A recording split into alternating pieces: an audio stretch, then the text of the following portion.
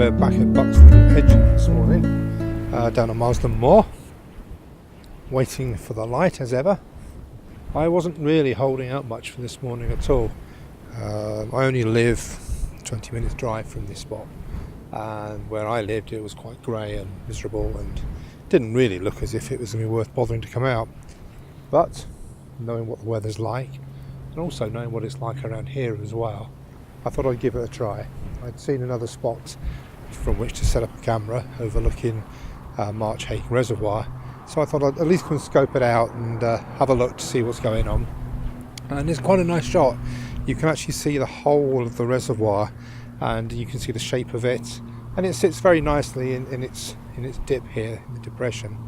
So we have March Hill to our right, and to our left we have the rocks, which is where I normally go and park. I've not really come out this morning with any intention of capturing a masterpiece. The light's not right for a start, and sometimes you just need to get out and force yourself to get out of the armchair, put the book down, put the cup of tea down, and actually come out and stand in the cold and just enjoy the fresh air. And who knows, that sun might break through those clouds. It might. If it doesn't, then I have a test shot anyway, a record shot, and I can come back at any other time I want. And that's the beauty really of shooting locally. You know, you can come back, you can pick and choose your times, and within reason, if you see the opportunity for a decent picture, you can go. And I think knowing your local patch as well does help, in the sense of you're not messing. You're not getting somewhere, finding somewhere to park, working out, well, how can I get down that slope or whatever. You know the routes, you've scoped it all out, you've walked it before, you've driven it before, and you know exactly where you're going. You may have noticed in that last clip me attaching something to the top of the Nikon. That's actually a Pluto Trigger, which is a little wireless device that fits to the top of your camera and communicates with an app on your phone. So I've set it up to release the shutter, so I can sit here in the warm in the car, knowing exactly how my shots are lined up, and when I feel the need, I can just take a picture without having to jump out and get cold. Well, the light is certainly very flat here, but it's quite humbling really. I mean, 9,000 years ago, Mesolithic Stone Age people were on this very spot.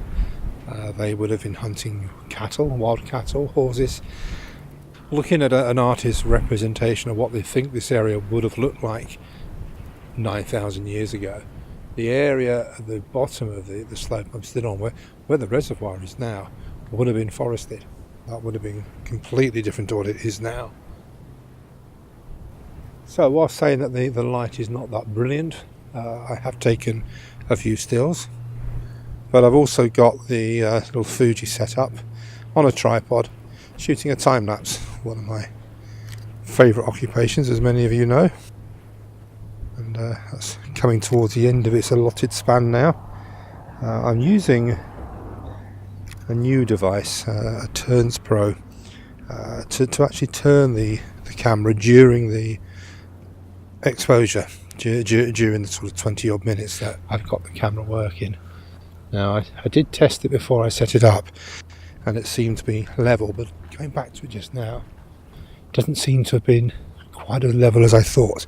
The horizon's sloping a little bit, but you know, we'll do it again. And I think that's the important thing with landscape photography. It's the being prepared to do it again, to come back again, to fail time and time again, to come back on that one occasion and get the shot that you're looking for.